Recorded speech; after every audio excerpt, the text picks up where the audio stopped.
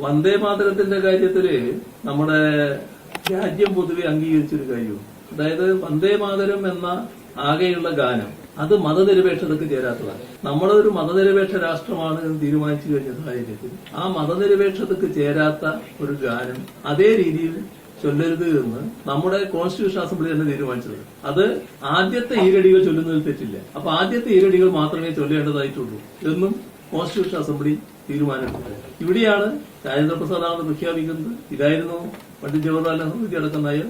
ആ നയമാണ് കോൺഗ്രസിന്റെ നയമായിട്ടുണ്ടായിരുന്നത്. വ്യത്യാസം വന്നത് ഈ ഗവൺമെന്റ് അധികാരത്തിൽ വരുമ്പോൾ ആദ്യത്തെ ദിവസം മന്ത്രിസഭാ സത്യപ്രതിജ്ഞയുടെ ഘട്ടത്തിൽ ഈ വന്ദേ മാതരം മുഴുവനായിട്ടൊക്കെ ചൊല്ലി. വന്ദേ മാതരം മുഴുവനായിട്ട് ചൊല്ലുക എന്നുള്ളത് RSSന്റെ നയമാണ്, RSSന്റെ അജണ്ടയാണ്. അതിന് പൂർണ്ണമായിട്ട് കീഴ്പ്പെടുന്ന അവസ്ഥ ഇവിടുത്തെ ഗവൺമെന്റ് കാണിച്ചു. വ്യാപക വിമർശനം അതിനെതിരെ ഉയർന്നു. ആ വിമർശനം നിലനിൽക്കുകയാണ് ഇപ്പൊ വീണ്ടും വന്ദേ മാതരത്തിന്റെ പ്രശ്നം വന്നിട്ടുള്ളത്. ഇപ്പോ ആഗസ്റ്റ് 15 സ്വാതന്ത്ര്യദിനാഘോഷ വേളയിൽ ദേശീയ ഗാനം മാത്രമല്ല വന്ദേ മാതരം മുഴുവനായിട്ട് ചൊല്ലണമെന്ന് പറയുന്നു എന്നാണ് കേൾക്കുന്നത്. അങ്ങനെയാണെങ്കിൽ അത് ഗൌരവമായ കാര്യമാണ്. അത് RSS നയമാണ്, നമ്മുടെ രാജ്യം അംഗീകരിച്ചതല്ല. ഈ വന്ദേ മാതരം ചൊല്ലുക എന്ന് പറയുമ്പോൾ ആദ്യത്തെ ഈരടികൾ മാത്രം ചൊല്ലേണ്ട കാര്യം മാത്രമേ ഉള്ളൂ. അപ്പോ എത്ര കണ്ട് RSS അജണ്ടയ്ക്ക് കീഴ്പ്പെടുന്നു എന്നുള്ളതാണ് ഈ വന്ദേ മാതരം സത്യപ്രതിജ്ഞാ വേള തൊട്ട് ഇതുവരെയുള്ള കാര്യങ്ങളിൽ കാണാൻ നമുക്ക് കഴിയുന്നത്. ഇപ്പൊ ചെയ്യേണ്ടത് അടിയന്തരമായി ഈ കാര്യം തിരുത്താൻ തയ്യാറാവും. ഇത് ഇത്തരത്തിൽ ചൊല്ലാൻ പാടില്ല എന്ന നിലപാട് പൊതുവെ സ്വീകരിക്കാനാവും. ആദ്യത്തെ ഈരടി മാത്രം ചൊല്ലുക,